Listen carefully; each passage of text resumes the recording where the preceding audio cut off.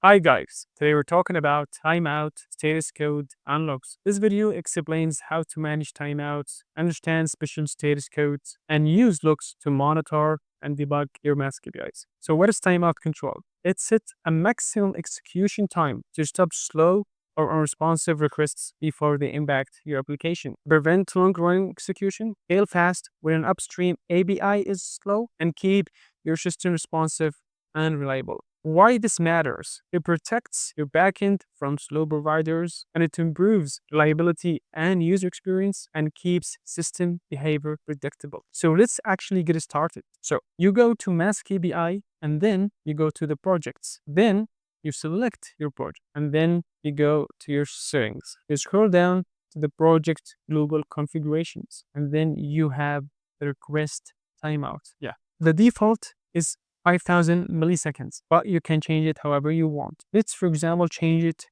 to just 1 second and save that. It's already saved. Go to try and consume the API.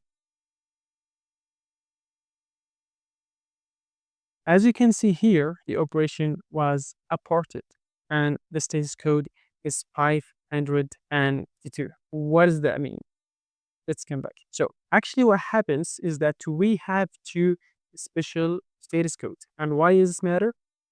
Because we need you to understand how Mask reverse execution results. Use status code to distinguish between successful responses and mask logic errors and upstream API failures. To identify mask execution issues and handle providers error correctly and simplify error handling in your application. We have three special status codes. The first one, which is 552. What does that mean? It means that the operation failed after the API has been called or before the API has been consumed completely, then it returns 551.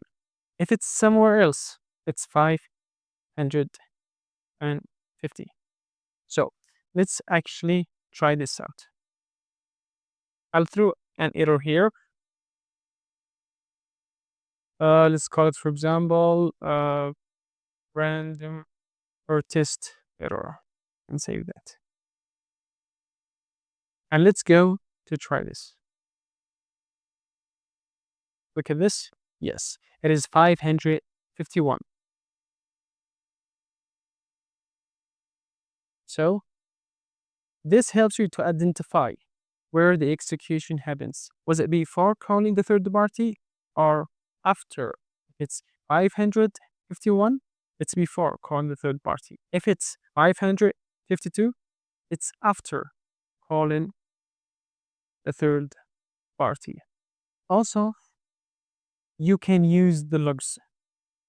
Here, just click on logs, and as you can see here, you can watch all the operations of your endpoint within this project.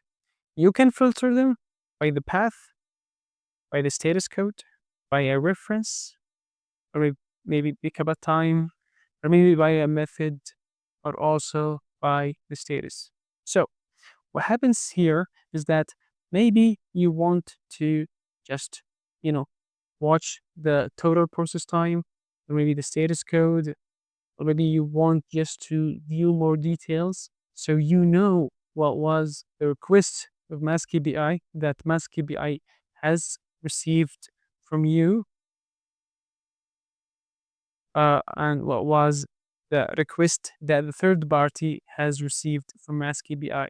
So you can actually identify where the error is. Also, the same thing to the response.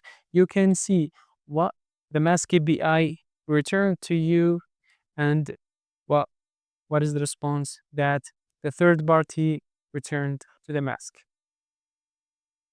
So there are many ways that you can use to debug and find errors in Mask API. Also, you can use the studio, the code here, to debug your own code. How? For example, you want to check the API key in this case.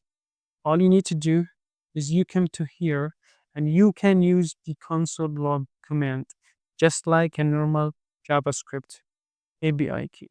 And then let's actually come to here, return this to 5 and save it. Come to the studio, come to the code, and let's run the mask and see what happens. As you can see here, you have this, you can check what is the value of this. And also you can check the HTTP request.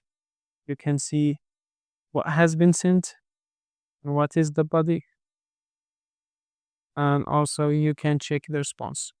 So you can debug everything and find all the errors that you need and all the values. And not just that. Sometimes you want to change the timeout for a specific API. So you can do this. Just click on the configuration tab within the mask, go to the request timeout, set a custom configuration, click on this. If it's 0, that means there is no timeout whatsoever, but that's not recommended. You need to do just, maybe make it 1,000 millisecond, 2,000, and just save that. And for the rest of the APIs within the project, they will inherit this timeout.